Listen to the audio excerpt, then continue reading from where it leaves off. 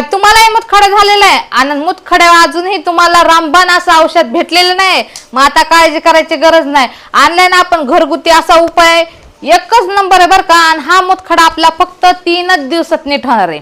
किती? फक्त 3 दिवसात आपला मुतखडा लगेच गळून पडणार आहे कायमचा. आणि तुम्हाला माहिती आहे का, तुम्ही कुठेही गेलात ना, दवाखान्यात कुठेही गेलात ना, तर तुम्हाला महिना 1.5 महिना तर तुम्हाला मुतखड्याची ट्रीटमेंट घ्यावाच लागते. आणि त्याच्यानंतरच गळून पडलं तर पडतो, नाही तर पडत पण नाही. पण आपण हा जो उपाय करणार आहे ना घरगुती, फक्त 3 दिवसात आपला मुतखडा निघून जाणार आहे. तर नमस्कार बहिणींनो, भावांना, पुन्हा एकदा माझ्या व्हिडिओमध्ये तुम्हा सगळ्यांचं स्वागत. तर ज्याला मुतखडा आहे ना, त्या मुतखड्याच्या पेशंटलाच माहिती आहे मुतखडा किती डेंजर दुखतो ते. आणि मुतखडा दुखायला लागल्यावर सहनच होत नाही अजिबात.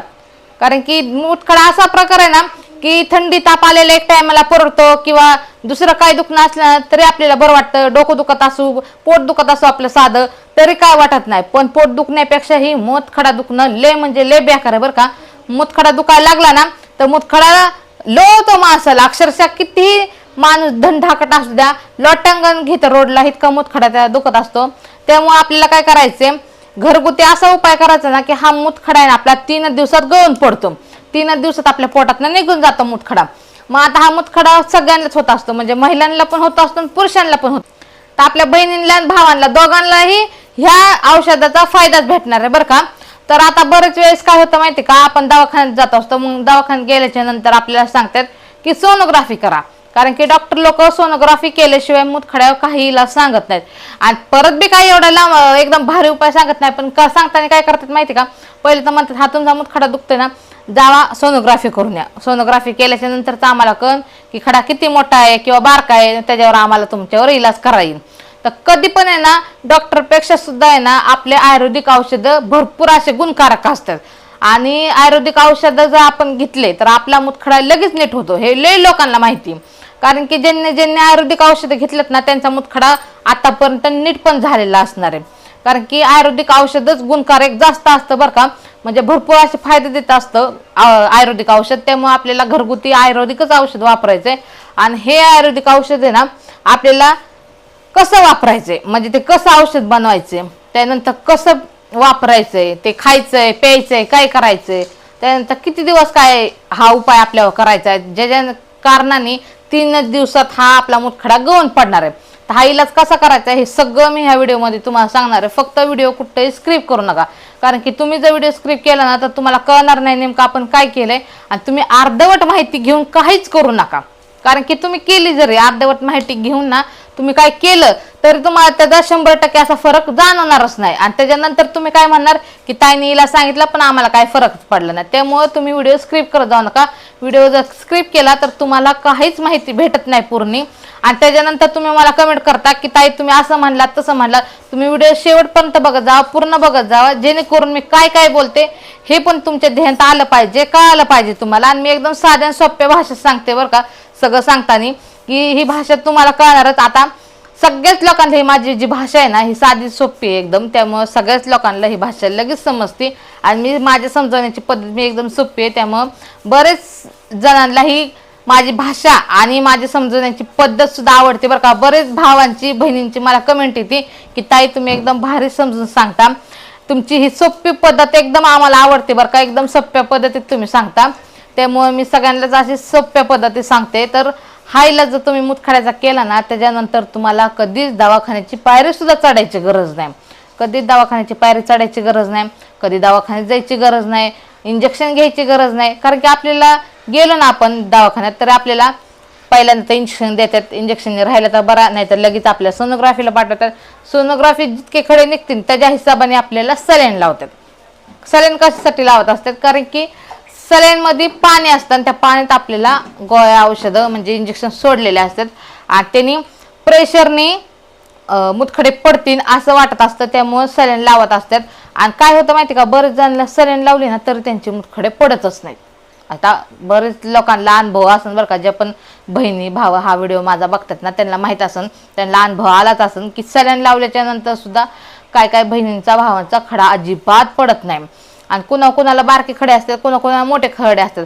आता ज्यांचे खडे आहेत ना बारीक आहे त्यांना सुद्धा हा उपाय म्हणजे गुणकारक ठरणार आहे, आणि ज्यांचे खडे मोठे आहेत ना त्यांना पण हा उपाय गुणकारक ठरणार आहे. आणि ज्याला वारंवार सतत आपल्याला मुतखडा होतोय, ही समस्या बरेच बहिणींना भावांना बी असं, कारण की आता तुम्ही म्हणता ताई असं कसं म्हणता की कुणाकुणाला माहिती आहे की मुतखडा आहे ना होतो आणि त्याच्या इलाज केल्याच्या नंतर तो निघून जातो, पण काय कायांना काय होतं माहिती का, मुतखडा झाल्याच्या नंतर त्याच्या इलाज केल्याच्या नंतर मुतखडे पडतात आणि त्याच्यानंतर परत मुतखडे होतात पोटात आपल्या, आणि मग ते परत दुखायला चालू होतात. मग आता आपण हा जो उपाय करणार ना त्याने मुतखडे तर पडणारच आहे आणि त्याच्यानंतर मुतखडे होणार पण नाहीत आपल्याला, कारण की वारंवार होत असतात कुणाकुणाला मुतखडे, कुणाला एकदा पडला का परत होत नाही, पण कुणाकुणाचं शरीर तसं नसतं, सतत मुतखडे तयार होतं शरीरात आणि ते मुतखडे किती पडले तरी तयारच होत असतात. त्यामुळे आपण हा उपाय जो करणार ना त्याने एकदा मुतखडा पडला ना त्याच्यानंतर आपल्या शरीरात कधीच मुतखडा होणार पण नाही.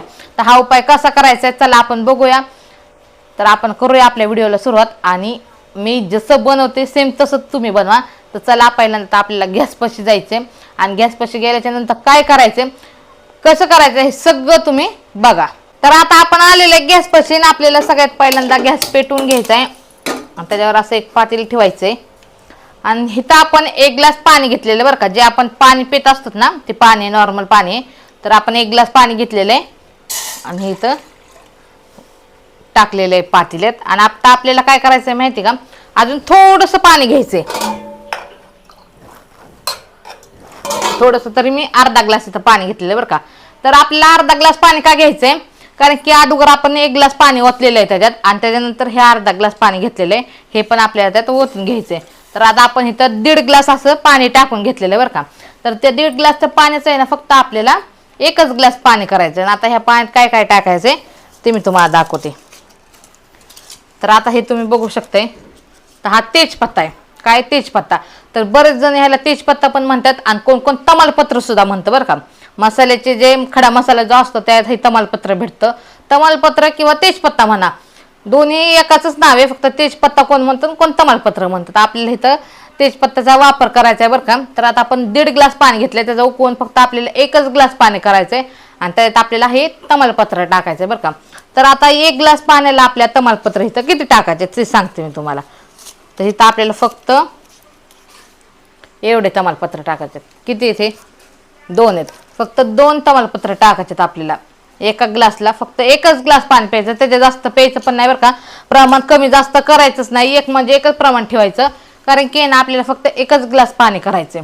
म्हणून 1.5 ग्लास पाणी ठेवा, त्याचं 1 ग्लास पाणी करून प्या. 1 ग्लासच्या जास्त पाणी पिऊ नका, कारण की कसं असतं माहिती का, कोणचंही काही खाल्लं पिल्लं ना तर ते जरा जास्त खाण्यात आलं ना तर त्याचा गैरवापरच होतो. त्यामुळं काय करायचं आहे आपल्याला, जास्त खाण्यात किंवा पिण्यात नाही आलेलं चांगलं आहे. त्यामुळं आपल्याला फक्त म्हणजे 1च ग्लास पाणी प्यायचंय आणि ते पाणी म्हणजे 1च ग्लास प्या बरं का. मी परत परत सांगते तुम्हाला, परत बरेच बहिणींची भावांची कमेंट असते ताई तुम्ही लय बोलता, पण मला हे सगळं समजून सांगावं लागतं प्रत्येकाला आणि कुणी कुणी ऐकत नाही नीट, त्यामुळं मला डबल डबल सांगावं लागतं. त्यामुळं सांगते मी, 1 ग्लास पाणी आपल्याला प्यायचं, त्यात जास्त प्यायचं नाही. आणि तमालपत्र फक्त 2 टाकायचे. आता तुमच्याकडे 4 आहेत 5 आहेत म्हणून जास्त टाकू नका, किंवा तुमच्याकडे लय तमालपत्र आहेत घरात म्हणून पण जास्त टाकू नका, फक्त 2च तमालपत्र आपल्या ह्याच्यात टाकायचे. तर ह्या पाण्यात मी तमालपत्र टाकलेले आहेत, पाण्याला चांगली उकळी फुटलेली.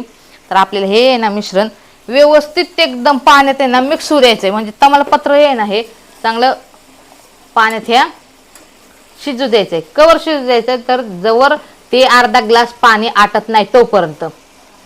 आता आपण टाकताना 1.5 ग्लास पाणी ह्याच्यात टाकलं का नाही, त्याचं आपल्याला फक्त 1 ग्लास पाणी करायचं, त्यापर्यंत आपल्याला हे असंच पाण्यात शिजू द्यायचंय. आणि आता आपल्याला अजून एक वस्तू टाकायची, पण ती आत्ताच नाही टाकायची, अगोदर आपल्या हे तमालपत्र आहे ना व्यवस्थित चांगलं शिजून घेऊ द्यायचं ह्याच्यात. आणि त्याच्यानंतर 1 ग्लास पाणी झाल्याच्या नंतर आपल्याला अजून एक वस्तू ह्याच्यात टाकायची, ती काय टाकते मी ती बघाच तुम्ही. तर आता ह्याला व्यवस्थित शिजून द्या, चांगलं फास्ट गॅसवर शिजू द्यायचं. तर आपण वाट बघूया ह्याची 1 ग्लास पाणी होसपर्यंत. तर आता बघू शकता बरं का, आपण 1.5 ग्लास पाणी इथं टाकलेलं होतं आणि त्याचं 1 ग्लास पाणी आता साधारणतः झालेलं आहे. आता आपल्याला गॅस बंद करून घ्यायचं आहे, आपण फास्टच गॅस ठेवलेला. आणि हे चांगलं ह्याचा अंश आहे ना तमालपत्राचा म्हणजे तेजपत्ताचा, ते आपल्याला पाण्यात उतरू द्यायचा होता, तर ते उतरलेलं आहे बरं का. आता आपल्याला हे पाणी आहे ना कोमट करून घ्यायचं जरा. तर आता हे पाणी जरा होऊन द्या गार, तोपर्यंत आपण वाट बघूया. तर आता आपल्याला काय करायचं, जे आपलं पाणी कोमट झालेलं होतं ना, ते तुम्ही इथं बघू शकताय पातेल कोमट झालेलं आहे पाणी हे सगळं. तर आता आपल्याला ह्याच्यात लिंबू पिळून टाकायचं आहे बरं का. तर लिंबू आपण फक्त इथं अर्धा घेतलेला आहे. एक लिंबू घ्यायचं नाही बरं का. जर तुम्हाला आवडत असेल तरी किंवा नसेल आवडत ना तरी सुद्धा एक लिंबू घेऊच नका बरं का. बरोबर प्रमाण ठेवा. 2 तमालपत्र पाण्यात टाकायचे, 1च ग्लास पाणी घ्यायचे आणि त्यात फक्त अर्धाच लिंबू पिळून टाकायचा आहे बरं का. त्यात जास्त दुसरं काय करत बसू नका. फक्त अर्धा म्हणजे अर्धाच लिंबू आपल्याला ह्याच्यात टाकायचा आहे. तर आता मी हा अर्धा लिंबू ह्या पातेल्यात पिळून घेते. तर अर्धा लिंबू सगळा मी ह्याच्यात पिळून घेतलेला आहे बरं का. हा असा आपण आता अर्धा लिंबू पिळून टाकलेला आहे ह्याच्यात. आणि आता आपल्याला काय करायचं, हे जे तमालपत्र आहेत ना हे काढून टाकायचे आता आपल्याला ह्याच्यातनं. आणि हे पाणी आता आपल्याला चहा गाळणीने गाळून घ्यायचंय. आता गाळून का पाणी घ्यायचंय का तर ह्याच्यात लिंबाच्या ज्या बिया पडलेल्या होत्या त्यासाठी आपल्याला घ्यायचंय. हे पाणी गाळून घ्यायचंय. आणि ह्याची चव पण एकदम भारी बरं का. जे पण पितील नाही मुतखड्यासाठी त्यांना हे पाणी चांगलंच लागणार आहे. आणि चवीचं काय नाही, आपल्याला मुतखडा दुखत असतो त्या टायमिंगला आपल्याला काही सुधारत नसतंय बरं का. त्यामुळं काय करायचंय, जास्त आपल्याला जोर कशावर द्यायचंय तर हे पाणी पिऊन आपला मुतखडा घालवायचा आहे ह्याच्याकडे आपल्याला लक्ष द्यायचंय. ही चव कशी लागते कशी नाही ह्याच्याकडे लक्ष द्यायचंच नाही. तरी पण बरेच जणाला हा प्रश्न पडलेलाच असतो की ह्याची चव कशी असन, चांगलं लागन का नाही. त्यामुळं त्यांच्यासाठी मी सांगते की ह्याची चव पण एकदम अप्रतिम लागते, चांगली लागते. त्यामुळं प्यायला हे काहीच हरकत नाही तुम्हाला बरं का. आणि पिऊन बघितलं पाहिजे. आता हे किती दिवस प्यायचे आणि किती वेळा प्यायचे दिवसातनं बरं का. दिवसातनं किती वेळा प्यायचे आणि किती दिवस प्यायचे हे आता आपल्याला इथं बघायचंय.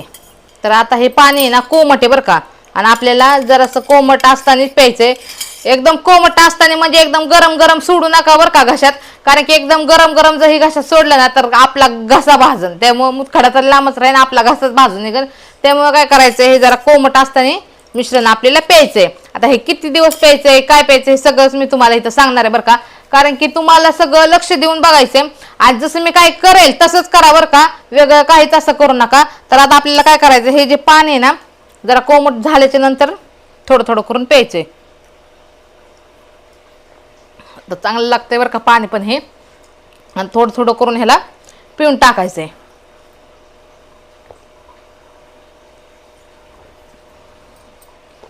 हे थोडं थोडं पाणी करून 1 ग्लास आपल्याला रोजचा प्यायचा आहे बरं का.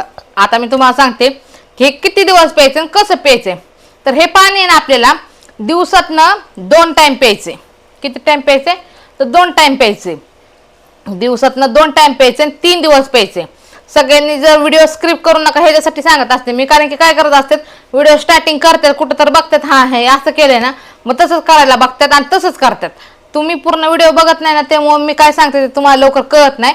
आता मी तुम्हाला परत एकदा सांगते की 3 दिवस आपल्याला हे मिश्रण प्यायचे. जे आपण पाणी केलं एकदम सोपी पद्धत आहे. पद्धत पण लय अवघड नाही बरं का. फक्त एकदम सोपी पद्धत आहे. आता तुम्ही गरम पाणी पितच असताना की घरी पितातच सगळे गरम पाणी, त्यात फक्त आपल्याला तेजपत्ता ऍड करायचा आणि लिंबू करायचा ऍड फक्त अर्धा. आणि ते पाणी आपल्याला प्यायचे. आणि हे पाणी आपल्याला दिवसात 2दा प्यायचे. किती वेळा दिवसात 2दा आणि 3 दिवस प्यायचे. तर सकाळी प्यायचं एकदा. सकाळी उठल्याच्या नंतर आपण दात पीठ घासल्याच्या नंतर आंघोळ झाल्याच्या नंतर आपल्याला हे 1 ग्लास पाणी प्यायचे सकाळी. आणि त्याच्यानंतर ना संध्याकाळी झोपायच्या टायमिंगला प्यायचे. झोपल्यावर जेवण फिवण करतो आपण, जेवण केल्याच्या नंतर ज्या टायमिंगला आपल्याला झोपायचंय त्या टायमिंगला 1 ग्लास अजून 1 पाणी करायचं. असंच पाणी करायचं 1 ग्लास आणि कोमट असताना प्यायचं. तर हा व्हिडिओ तुम्हाला कसा वाटला जो मुतखड्याच्या औषधाचा मी बनवलेला हे नक्की मला कमेंट करून सांगा. कोणत्या गावातून शहरातून बघता हा व्हिडिओ ते पण नक्की कमेंट करून सांगा. आणि ज्याला मुतखड्याचा त्रास आहे त्यांनी हा उपाय 100% करून पहा. तुम्हाला 100% म्हणजे 100%च फरक पडणार आहे. तर चला भेटूया माझ्या अशाच नवीन नवीन व्हिडिओमध्ये. तोपर्यंत धन्यवाद.